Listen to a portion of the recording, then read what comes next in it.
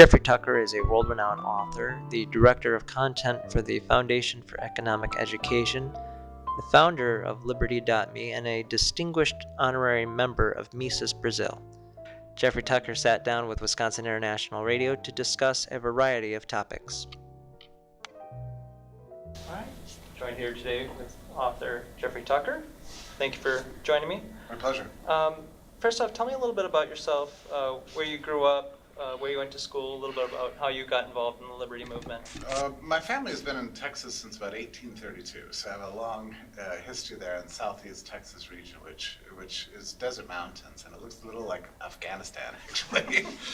But yeah, that's where I grew up, and it's where my family still mostly is.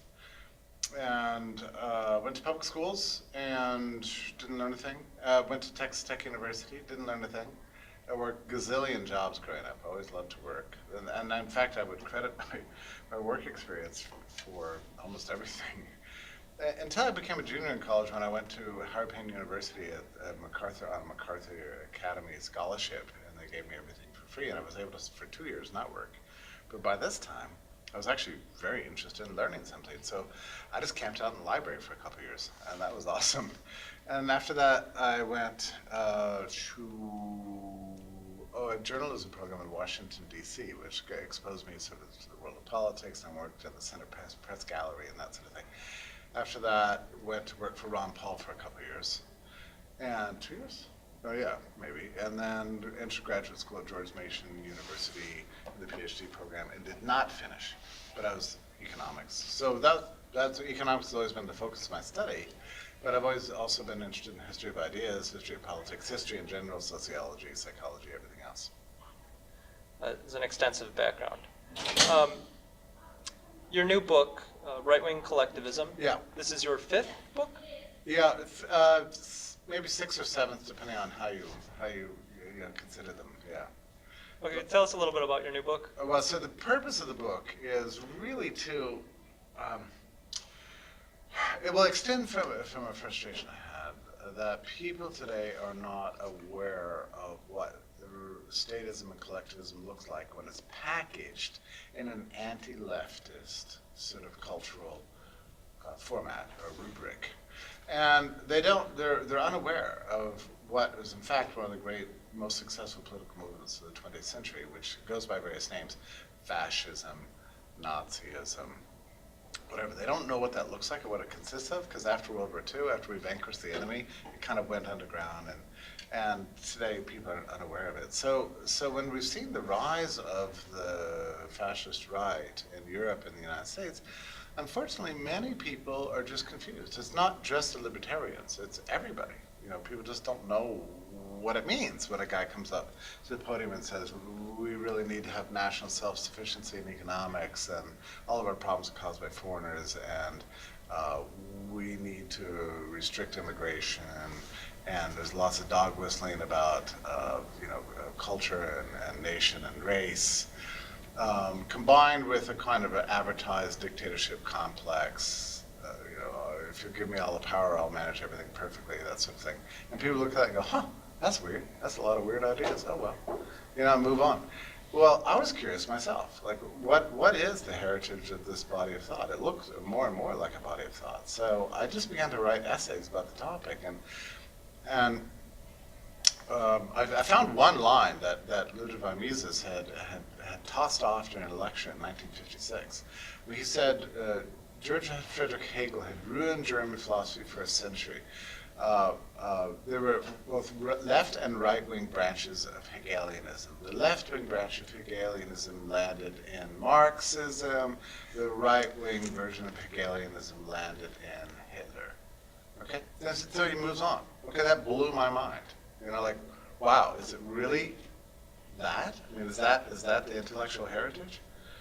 And so I began to investigate, and of course he was right. And through leaving a bunch of breadcrumbs, I was able to discern the development of a tradition of thought that began with Johann Fichte and Hegel in the 19th century, and marched all the way into England, into the United States, through the work of Frederick List in the US, who was a trade theorist, and Thomas Carlyle in England, who was a celebrator of the great man theory of history, traveled through the eugenic and racialist movement of the late 19th century, and that's some harrowing reading. And then you bump up into the progressive era, and the progressive era really just, the progressives broke into the left progressives and right progressives. They're all just had this big demographic fear.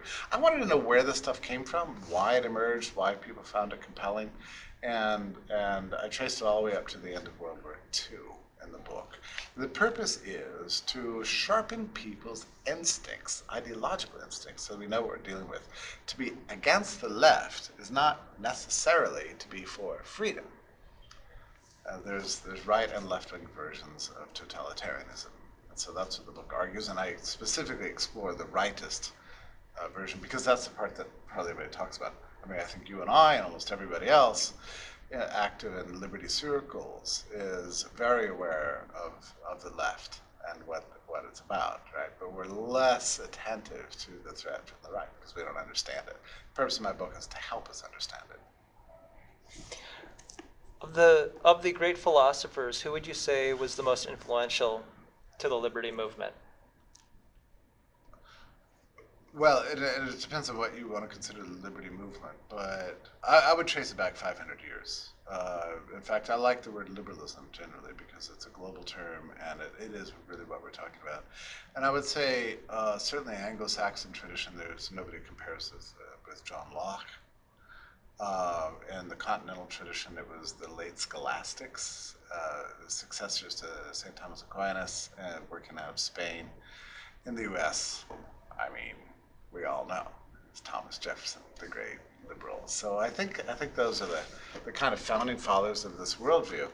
And what is the worldview? What does it really consist of? And it's the belief that if you leave society alone, then you're going to get more prosperity, more dignity, more human rights, and people are going to live better lives. I mean, that's really all it comes down to. It's not complicated. What impact did Germany and World War II have on the libertarians of the early 20th century? Well, let's see. Now, so World War II is mid-century, and you asked about early century, so it's a little bit of a complicated question. But I can say this. The libertarians that were alive during World War II became profoundly aware of this left-right Hegelian problem, that these are sort of different colors, different iterations of the same ideology. So, for example, in 1944, right at the end of the war, just as Allied troops were marching into territories previously occupied by the Nazis and finding thousands and thousands of death camps that traumatized a whole generation, in 1944 we had three really important books come out by the greats, Hayek, Mises, and John T. Flynn. And all three of them had the same theme. The threat to liberty comes from unexpected places. And if you're going to fight the right using left-wing methods, you're going to recreate fascism. If you're going to fight socialism with right-wing methods, you're going to recreate fascism. This is an impossible sort of billiard game, bouncing between the two forms of authoritarianism. What we really need to do is recapture the original liberal vision. All three of those books said the same thing. And that generation knew what they were talking about, right? And so Ayn Rand follows up, in 1956 with Atlas Shrugged, and Mises in 1949 writes Human Action, and so on. Those are the years in which what we call libertarianism today really sharpened its sensibilities. And unfortunately, it's sort of the nature of the human person that we can only think in terms of one generation, or at most two, because we know our parents, right? And there's a gap of knowledge that emerges at some point between the 1940s and the present day. And it's unclear to me exactly why it is we lost this wisdom. But I have a theory that in the 1970s, libertarianism became overly rationalistic, overly sanitized, and overly codified. And we adopted this word libertarianism, actually, that was first floated in 1956, as kind of a leftover from late 19th century socialist anarchism. Nobody was using it, so the American liberals, the real liberals, picked it up, started using it. And it detached ourselves from our tradition and our history. And we began to think of libertarianism as a kind of overly Cartesian idea, where everything is worked out and modular. And like a set of policy proposals we impose on the world. We can sit back in our armchairs and figure out how everything works using the NAP. And that is not actually the liberal heritage at all. It's something weird. And I think that detachment from our tradition is precisely what gets us into trouble. I want to ask you about Mussolini. Yeah. Where did Mussolini see the role of the state, and what can we learn about that in today's society? Mussolini was a fascinating figure because he was a dictator and a bully. He was mainly dedicated to eliminate his political enemies, but he outsourced his philosophy to this very funny man named Giovanni Gentile, who was the most liberal of all the fascists at the time. I mean, he didn't hate the Jews. He had no genocidal desires to demographically plan or exterminate anybody. He just thought being a fascist was just to be a sort of a manly man and to promote industry or something like that. I mean, and so he ghostwrote all of Mussolini's work. So the funny thing is that in the early 1930s, the U.S. academic press is constantly commissioning articles by Mussolini because he was very fashionable. I mean, the New York Times was running big articles, praising him. He was featured on the cover of the New York Times magazine as Professor Mussolini in front of his chalkboard. I mean, it's unbelievable. So this poor dude, Giovanni Gentile, is ghostwriting all these articles, and most of which I've read, and I've read his book and everything. It's a little bit incoherent. Mussolini himself grew out of a syndicalist tradition and realized that he couldn't sell syndicalist socialism in Italy, because there's three things that people really like in Italy. Their family, their religion, and their property. Well, syndicalist socialism of the sort that he was trying to sell was trying to get rid of all three.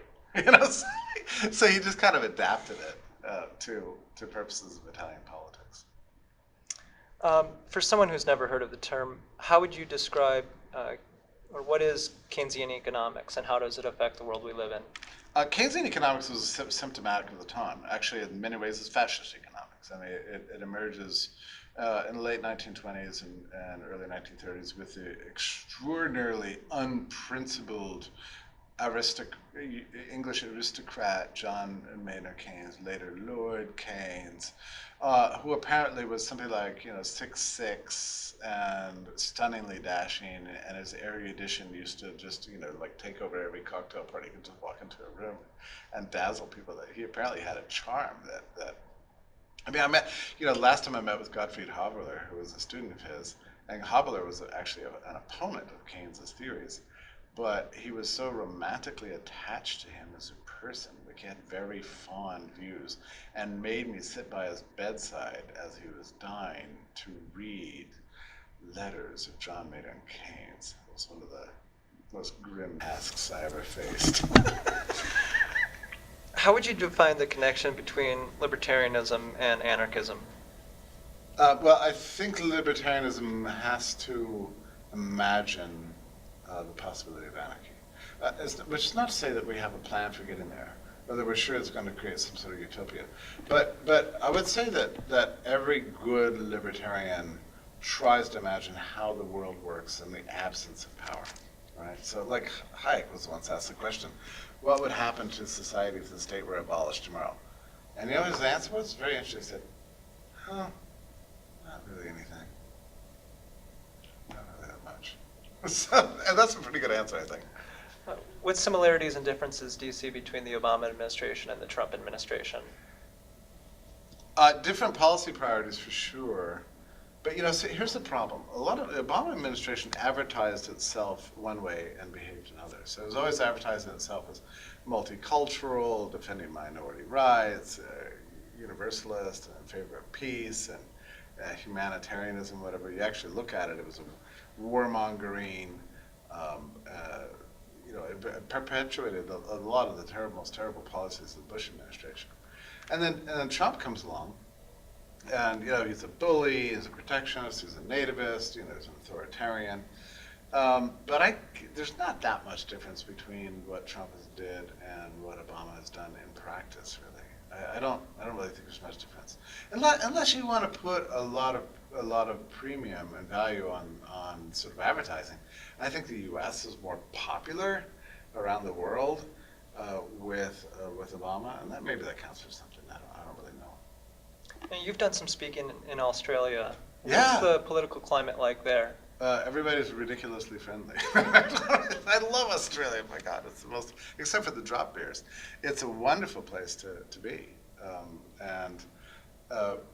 However, the banning of gun rights was a mistake and really annoyed a lot of people. It actually doesn't make any sense.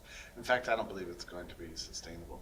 Otherwise, Australia ranks higher on the index of freedom than the U.S. I mean, just in general, things are really chill. They're in a deregulatory mode in every area except for guns. Do you see a libertarian president in our lifetime? I hope not.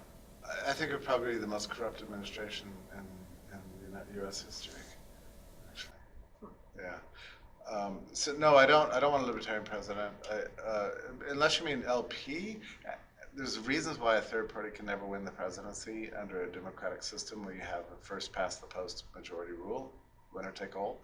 I mean, people will never support a third party under those conditions. I mean, at least third party support will always be very small. There's the only law of political science that political scientists have ever bothered to enumerate. So there's that fact. The other thing is that I worry so much about libertarians involved in politics. I think everybody is subject to corruption, and to me, statecraft is something that is a very difficult job to do, and so sometimes libertarians imagine that they could do it just because they believe the right things. I don't believe that. I think it would just be it'd be a real mess. Yeah. What do you think about the rise of Antifa? I think it's every time you find fascism, you're gonna find communism. Whenever you find communism, you're gonna find fascism. They just go together. I mean, to me, these are just mirror images. I mean, the alt-right, Charlottesville marchers, and the bandana-clad, smashers of windows, and they're actually a dangerous bunch. I mean, yeah, it's just the rise of intolerance in general. I mean, I don't hang around in lefty circles, but my center-left friends are terrified of Antifa. I mean, my center-left friends feel about Antifa the same way National Review conservatives feel about the rise of the alt-right. They find them disgusting, distorted images of the worst aspects of their ranks that have been elevated into a kind of a primacy and a public presence by virtue of their extremism and their audacious public displays of violence. Two more questions. What do you see as the free market solution to the questions on immigration? Well,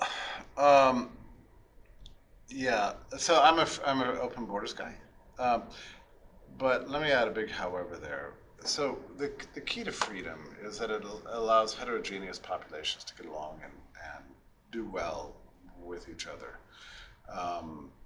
The problem is when you have a large-scale welfare state, people start resenting it when they're taxed to support lifestyles that are disconnected from their own cultural identity, and it leads to a kind of a rise of an anger like we've seen in this country. And I think that's very dangerous, actually, because it leads to police state tactics and that sort of thing. These crackdowns on immigration are really, it's very grim for the U.S. and I don't like it at all. So, like, ideally, I favor a free immigration system with no welfare provision whatsoever. I am concerned about the political implications of doing something in the U.S. like, for example, happened in Germany after the Syrian refugee crisis. I mean, it's actually a problem when you destabilize people to the point, rightly or mythically or not, when people believe that their country is being invaded by people who are unlike themselves. You see the rise of political intolerance. So I think this is something very important to keep in mind, actually. In other words, it's not just about what I would like, which I love a diverse society, I love a tolerant society, But I don't think everybody, the American bourgeoisie is not of that mindset right now, and it very much concerns me that just wholesale immigration that's unconscious of these kind of cultural factors will lead to rise of dangerous political movements. That said, there's certain things that U.S. could do right now to fix a lot of problems. One is I'd love to see the H-1B visa program massively expanded. Trump is shrinking it. The other thing is I'd like to see the rise of private refugee assistance. The U.S. is weird. We have a system where all refugees are they have to be let in by the U.S. State Department. We have no private refugee programs here. The exception is the Jewish refugee program, where you have a limited number of refugees allowed through a nonprofit charity. But apart from that, if I wanted to sponsor somebody from Ukraine or Mongolia or whatever, just because I have an interest in that, I'm not permitted to do that. Everything has to go through the State Department. So in effect, our refugee program is nationalized, which annoys the hell out of people, because then you get government choosing who is and isn't a refugee. Bring them over here at taxpayer expense, and then move them around like Mao or something to plant them in weird spaces around the country. They look in Indiana and go, oh, there's a town, there's not a lot of people. Let's put 9,000 Syrians there. Plop. I mean, what? This is central planning. And no surprise, it annoys people. All right, last question, and this is a two-part question, possibly the most difficult question. Mm-hmm. Who is your favorite musician and/or composer, and what is your favorite cocktail? Oh, wow, yeah. Okay, musician, composer. So as soon as you said that, two names came to mind. One modern, post-World War I, and one 19th century. The modern one is Bill Evans, the pianist who used to play with Miles Davis, who played on the Kind of Blue album, and they went on to make another 40 albums. But the lyric quality of his playing, it's just, he was very few pianists were able to create that kind of improvisatory arc of phrase that he did, phrase within phrase, arc within arc. It somehow manages to be restlessly creative without being eccentric. And that description, to me, applies perfectly to Johannes Brahms, who was the late 19th century composer in Germany, whose music is the same way. It barely begins when it starts changing, I mean, the development was baked into the existence of the music itself. The beautiful thing about Brahms is that in those days in Germany, there were two parties. The Liberal Party favored free trade, property rights, small Germany, and freedom generally, the Goethe vision. And then you had the emergent, social welfare, Bismarckian conservatives, the rightist, build-up, the Prussian state model, right? So they had their composer, Wagner. The liberals had their composer, Brahms. So every time I hear Brahms, I hear liberalism, and it inspires me. As for cocktails, let me tell you, I'm really, this is 2017.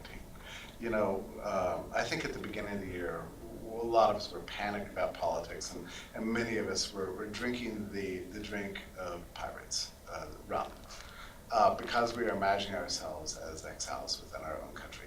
But as we approach the fall and the winter, I think we're gaining a greater clarity, and we're getting a little more firm in our views, and we're seeing that there's a way out of this mess. And to me, the answer to that is very obvious: cold gin with a squeeze of lemon.